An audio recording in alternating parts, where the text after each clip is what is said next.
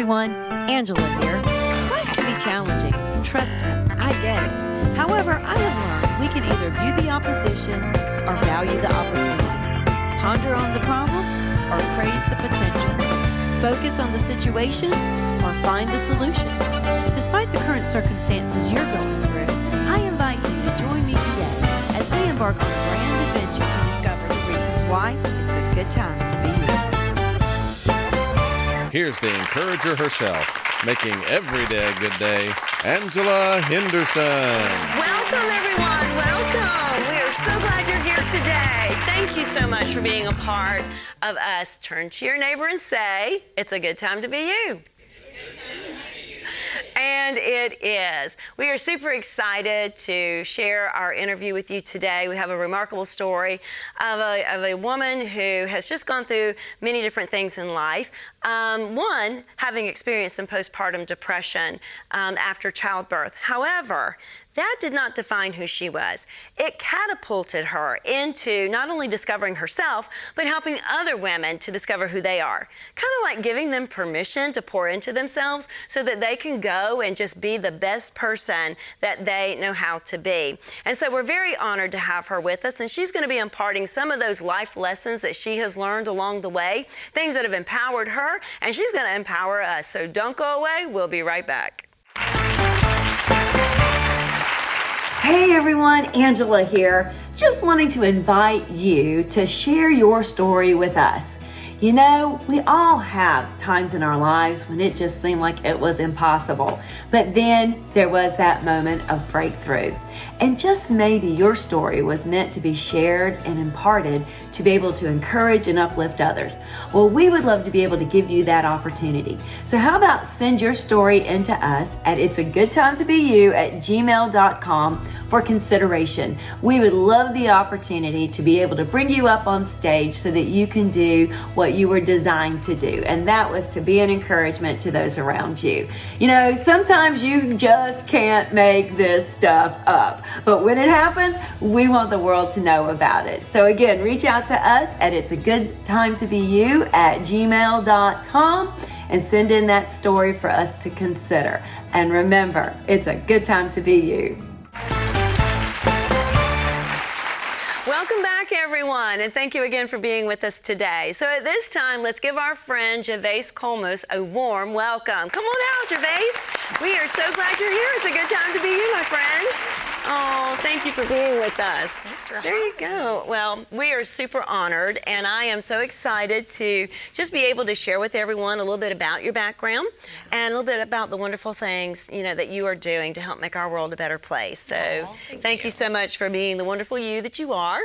Why don't we just kind of dive right in and get started about how long you've been married and how many children do you have? Oh, I've been married 11 years, and I have 3 children. I have an 8-year-old girl, 5-year-old girl, and a 1-year-old boy. You are very busy. I am rather busy. Yes. Oh my gosh. Well, and just your numbers are catching me, and I am totally a person that's all about numbers. So if you mind, I'll just kind of share with you for a few moments. Being married for 11 years, you know, the number 11 represents, and I tell people, brace yourself, it's nothing bad, but it represents like disorder, incompletion, and imperfection. But what I see about that is that it just reminds us that we are none perfect, you know, and that it's okay to be real, it's okay to be authentic, and having been married 11 years, by this time you realize, you know, it's not perfect, but it's what we make it. It's what we want it. And we can do that every single day of our life. You know, we have that mindset that it's going to be a good day. It's going to be, you know, today's going to be a great day for us as we continue to build our life together. And so those are the choices, you know, that we make. And so the ages of your children, an 8-year-old. 8 represents new beginnings and wealth and new covenant. And so, you know, having that 8-year-old, you know, with you, I'm sure that, you know, again, you're walking in new things, especially at this stage in her life. And as we get on in the story, we're going to find out what that number 8 means a little bit more to you. The next age?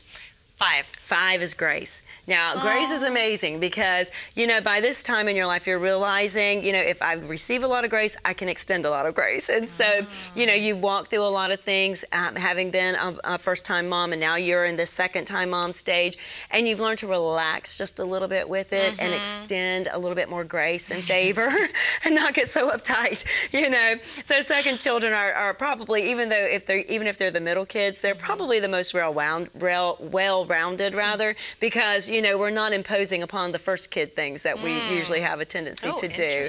I know. And now the other one, 3, you said? 1. He's almost 2, but okay. Well, the 1 has to be focused. It's a focused thing. It's having a singleness of mind, so it's not wavering from one side to the next. And so probably being a mom of 3, you have to stay focused and in order to be able to get the things done that are required of you, because you are involved in a good many things and a good many lives, and we're going to talk about that here in a few minutes as well. But this is really beautiful and it's really cool. So what experiences did you have when you found out with your first pregnancy, and the child that you were having? What were some things that you went through during that time? During the pregnancy for the first was really interesting because I had this idea that I was going to be just the vision of perfection, and I was not. I really did not take to pregnancy. I didn't take to all the sacrifices I had to make. I experienced a little bit of even prenatal depression. I felt really isolated. Like, just the loss of identity was real. It hit me very hard with the first, and it felt very isolating. I felt like I was the only one who was having that experience. So then it came with a lot of judgment, self-judgment. So yeah, it was kind of a rough baptism there for me. I can imagine. So yeah, all these unexpected things. So it was totally the opposite of what you were looking at. Well, I understand that first-time moms it's very difficult. I was one at one time myself, having 3 children, and when I found out that I was expecting, I remember I was super excited at first, but from the doctor's house and doctor's office on the way home to my house, all of a sudden I was wondering, what in the world did I get myself into?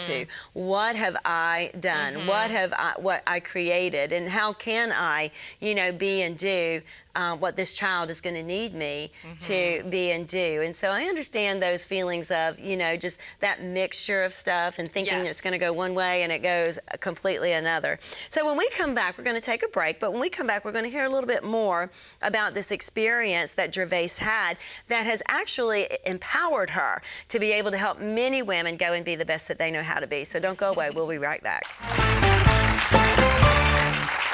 Hey everyone, Angela here, just wanting to encourage you to pick up my new book.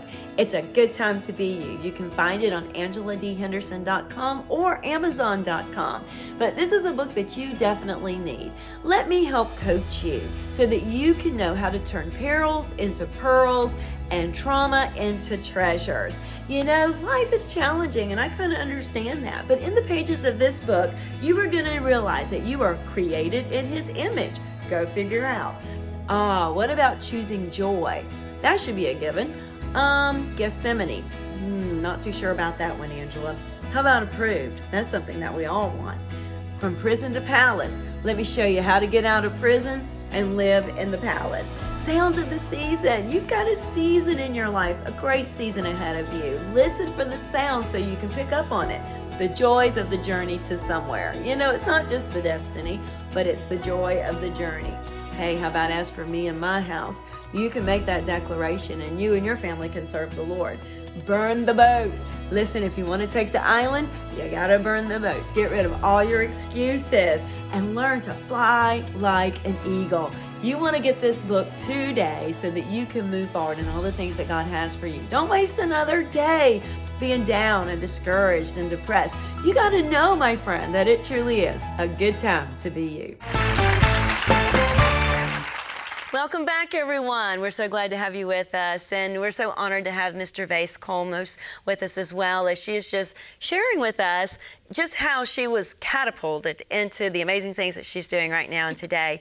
And so prior to our break, you were sharing with us that you had experienced some depression throughout several stages of your pregnancy. And so would you share with us a little bit about how you navigated through that stress and time of depression? Sure, yeah. So depression runs rampant through my family, and it's something that I've always been aware of, but have had a lot of stigma around. And so knowing that it existed, I was on the lookout for it when I was pregnant, and I was seeing a therapist, and she kind of pointed it out that it's an under-discussed thing that happens. And then after my first was born, I was working at a corporate job. I was really feeling unfulfilled and crying a lot, and then my husband graciously pointed out, like, do you think maybe this is depression again? And so that was another experience of, oh yeah, I guess this is postpartum. And it's interesting too, at the time, the therapist that I was working with explained that it was environmental. It was actually circumstantial, because she, basically as soon as I quit that job and I didn't have that stressor, which, to answer your question, was what I did, which is not necessarily what I recommend to everybody to do.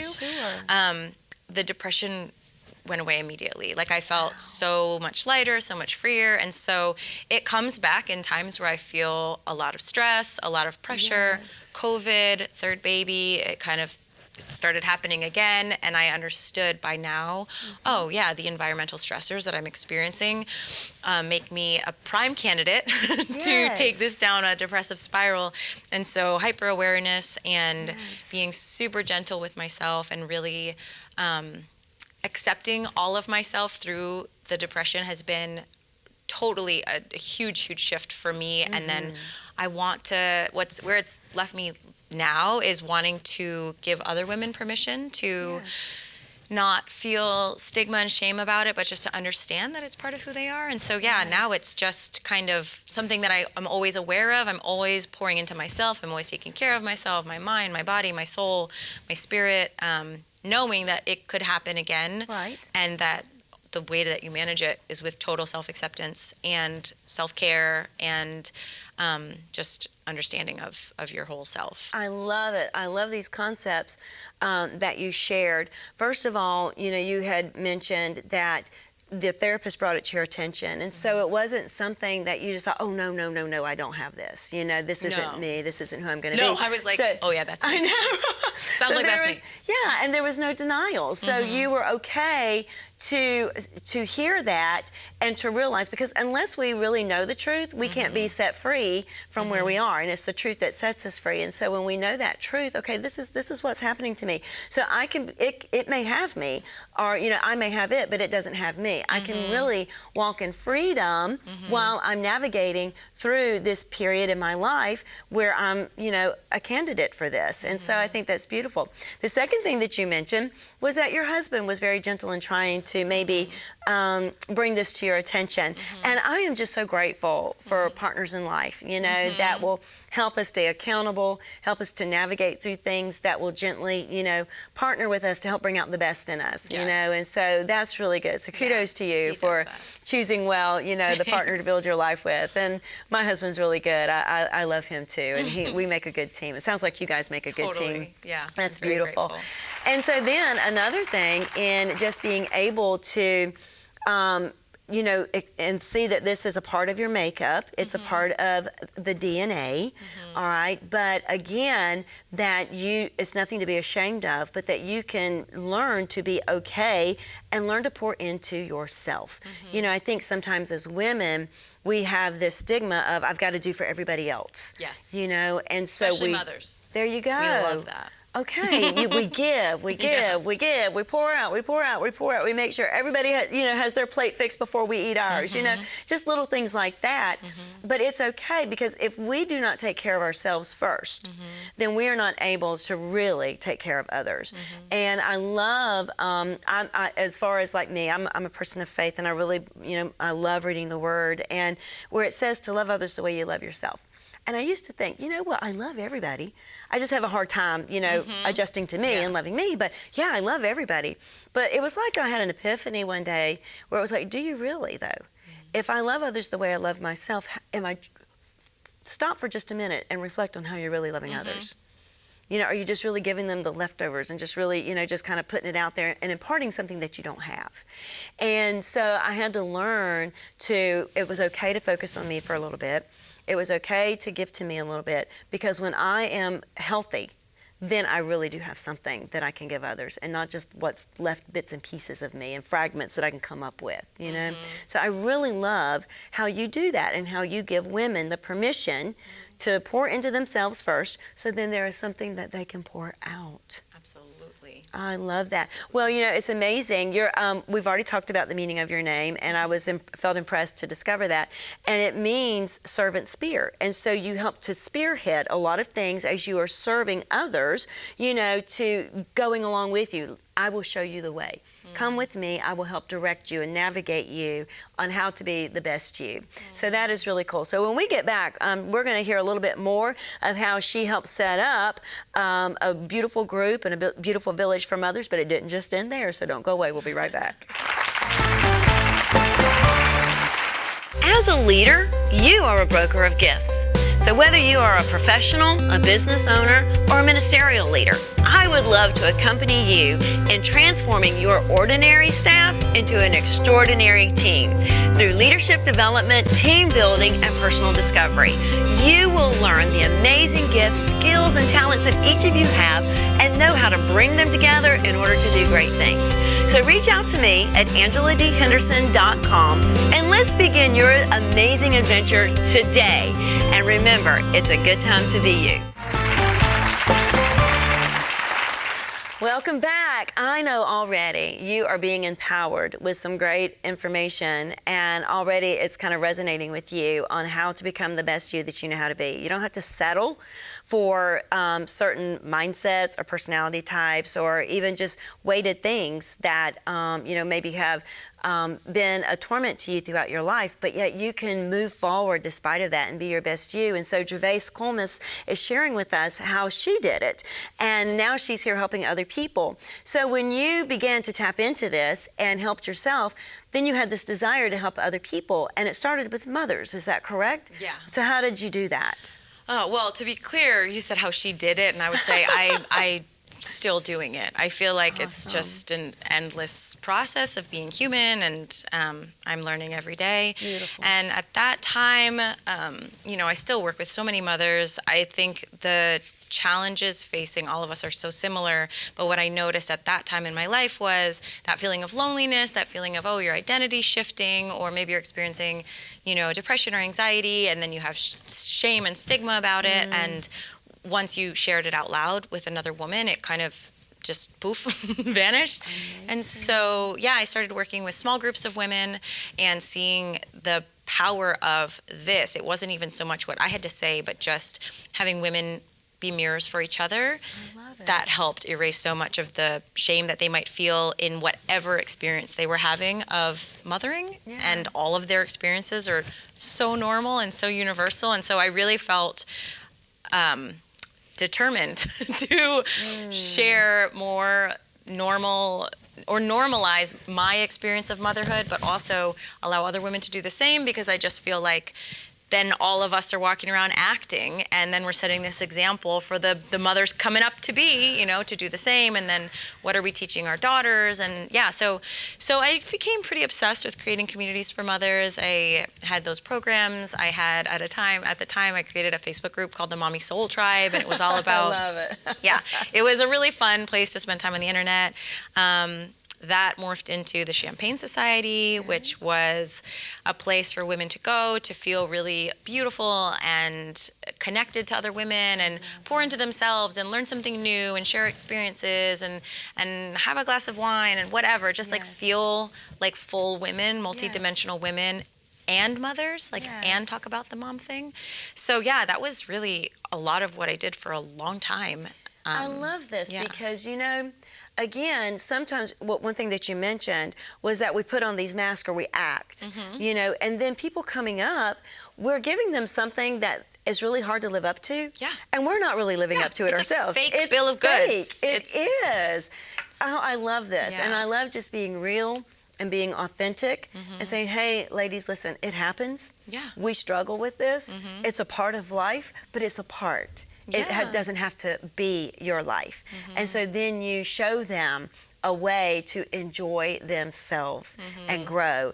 And in doing that, how did that help you on a day-by-day basis? Oh my gosh. I mean, I just feel like the world of personal growth in general has just poured into me so much. I think a lot of women, you know, I was forced to reconcile the parts of me that felt blocked so that I could help other women through them or clients. So, for example, you know, the mother wound is a really common one where women have painful relationships with their mothers. And so then I was invited to heal my own mother wound with my mother so that I could help other women. So again, I feel like it's really selfish. It's like, great, so I have to, like, you know, heal this thing within me that I have, you know, shame or judgment around. And when I do that, I feel lighter, I feel set free. I remember who I truly am. I get to know myself deeper and truer, and then I can help somebody else with that same thing. I love it because, again, it just goes right back into who you are. 100%. And even your name, because, again, that spear. You know, you are just spearing right through there, cutting right through it. You're setting an example of what to do in your servant leadership as you are lifting other women up, you know, and you're showing them how to do it. And you're setting a great example. So thank you so much, you know, for that. So how would you say then, what was the pivotal change in your journey and in your healing? I know you mentioned the mother wound, but were there some other things? The pivotal change in my journey and my healing, I feel that it hasn't been like big pivotal moments. It's been like layers. Like I peel back a layer. Okay.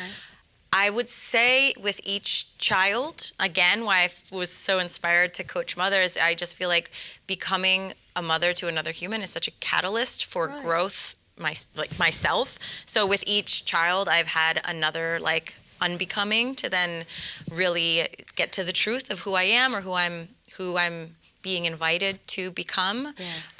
So yeah, I guess to answer your question, I would say each child has been a pivotal moment of change. And it's like you could, I guess, shrink away from the opportunity, but it's the only thing that will really get me to rise is my child. I understand that. I've often said my children have taught me. They've been my teachers and my instructors to help me be a better me, because there's not a single one of them that's alike. And so you don't really nail it down with just the one. No. You know, you're constantly learning, constantly growing into a new mindset and new things. Yeah. Well, this is great. Well, when we come back, we're going to take a break. But when we get back, Gervase is going to share with us even more of how this has branched out to be a help to a lot of people. So don't go away. We'll be right back.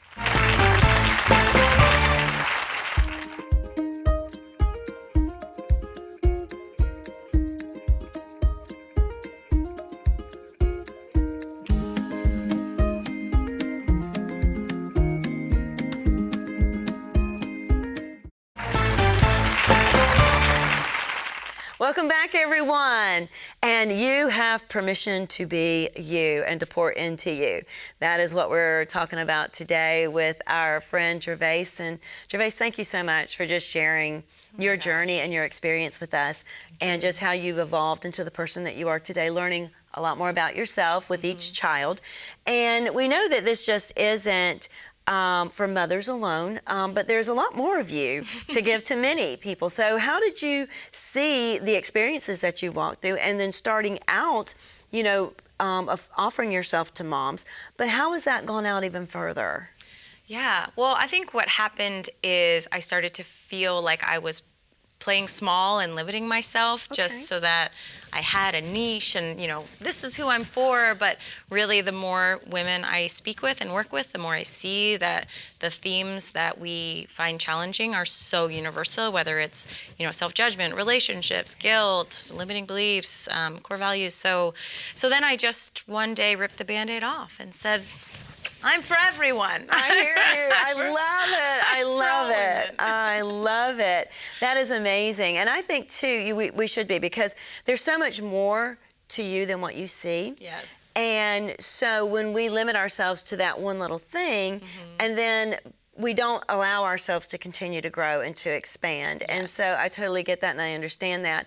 And so I'm just so grateful that, you were introduced to us and have come into our lives, because even today you're impacting, our viewers and those that are in our audience, and just sharing that, hey, it's okay to be. You don't even have to fit in one little mold. There's so much more, That is everything, because I think that's also what, I think 2020 and COVID, it just brought out this true understanding and knowing that all women, but me especially, I felt like I am a multi-dimensional woman. I am not just labels. I don't feel the same any day of my life. Like, it always looks different. I'm always evolving. I'm always learning. I'm unlearning and learning and changing my mind and pivoting. And so I just think any label started to feel very limiting. And when we just accept our wholeness as human women and let go of the labels, we feel more free and give permission to other women to identify the same way. Right. And then that way, whatever you have to offer is what you bring to the table. Exactly. I love it. I absolutely love it. A woman who knows what she's serving for today, but it might not be what she's serving tomorrow.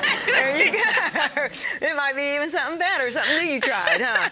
I love that. So how can then women get in touch with you to become a part of your tribe and receive some of the services that you have to offer to empower them? I would start at my website, Okay. gervasekolmos.com. I also would subscribe to the Champagne Society podcast. We pivoted it from events to a podcast with COVID, and so that's been really fun and fulfilling, because I don't just show up to have conversations. I do solo, I do guest coaching episodes. I'm really trying to make it a place of service for the multidimensional woman. So that is amazing. Now, you mentioned COVID. So when COVID kicked in, you didn't freak out. You just navigated. Okay, so now how are we going to do this? No, I totally freaked out. Okay, she's being real, guys, and that's totally okay. I freaked out for a minute. But then I kind of just decided, if I don't know what's next, then nothing is next yet. I kind of am of the belief that don't force it, and when it's time, something will present itself and it'll be the next right thing. And so I kind of poured into like my immediate family and myself and just getting through. And then one day it was like, okay, it's time. Do the podcast. I love it. So despite freaking out, she was able to find a path. And so it's okay to freak out, but find your path, okay? Don't stay in the mode. Very normal to freak out when a global pandemic hits. So. Yeah, that's cool. I absolutely love it. So tell us, Gervase, when did you realize it was a good time to be you? Honestly, I want to say this morning. I love it. I feel like every day it's a choice. It's a choice every day that I make. Yes. So I just want to impart that to everybody, that don't give up. If today was a bad day, choose tomorrow. There you go, my friend. Great words to live by. Well, how about at the count of 3, we let our friends out here know it's a good time to be you, okay? 1, 2, 3. It's a good time to be you.